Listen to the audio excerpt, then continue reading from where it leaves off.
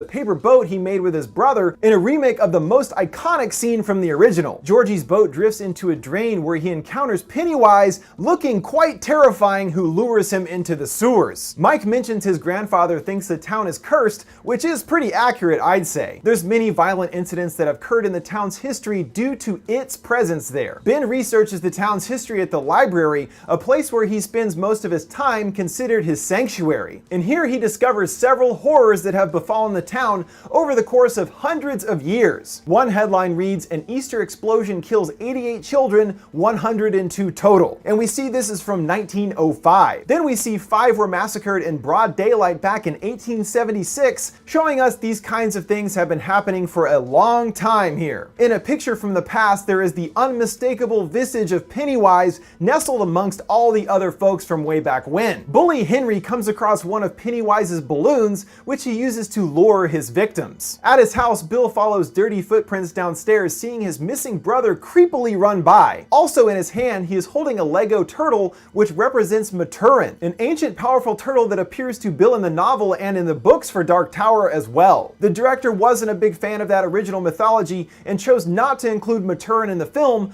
but included this fun Easter egg of the Lego turtle here in homage to that. We see Ben got cut up and his shirt is torn, but by what is the question? We might get our answer to that a bit later in the trailer. Henry, in a possible continuation of him seeing the balloon, appears to stumble across a new switchblade knife. In the book, Pennywise gives Henry a new knife, and it looks like that's what we're seeing here. He uses it for some pretty terrible stuff in the book, but we don't know yet how much they'll follow from that original story. At the house on Neibolt Street, Bill leads the group in a pep talk before entering the house, and it does seem that Bill doesn't suffer much from stuttering in this version. And we see that Ben's shirt, the same one seen earlier, is not damaged here. So it must be something in the house that dealt him that damage, most likely one of its other forms, potentially a werewolf seen in the previous trailer. Down in its sewer lair, the kid here flashes his light around the area, and we catch glimpses of other children's mementos with toys littered all over the ground. This clues us in on how many kids it has been taking over the years. By the looks of it, it's a lot. Oh, there he is. Hey buddy, looking spooky as hell peeking out from behind that tunnel there. Then we see book character pharmacist Mr. Keen making his debut, who sure does look creepy in this shot.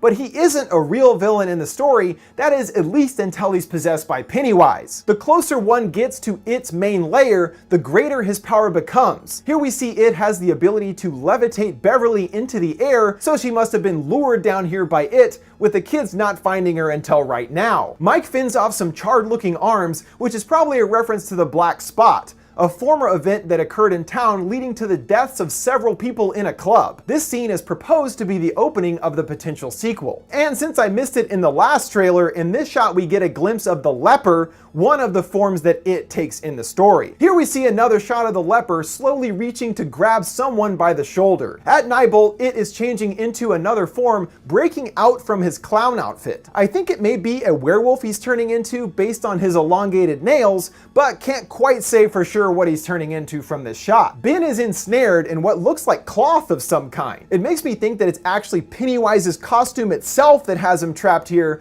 but it could be some kind of net or spider web perhaps. Beverly gets a face full of blood gushing out of the sink. In the book, she's lured to look in the sink by it and is greeted by the blood fountain. Here we are seeing it manifesting visions to others outside of Bill, and in the book, only children see these things happening. The bully Patrick looks absolutely terrified, wielding a flamethrower. It looks like he went down in the sewers to hunt it down himself, but this is probably the last time we see him before he winds up on a missing poster. Our final scene has Richie in a room full of clowns. And if you look closely, there's one here that looks like the original Tim Curry Pennywise, which is pretty awesome. But there's only one clown Richie has to worry about here, and Pennywise springs to life, lunging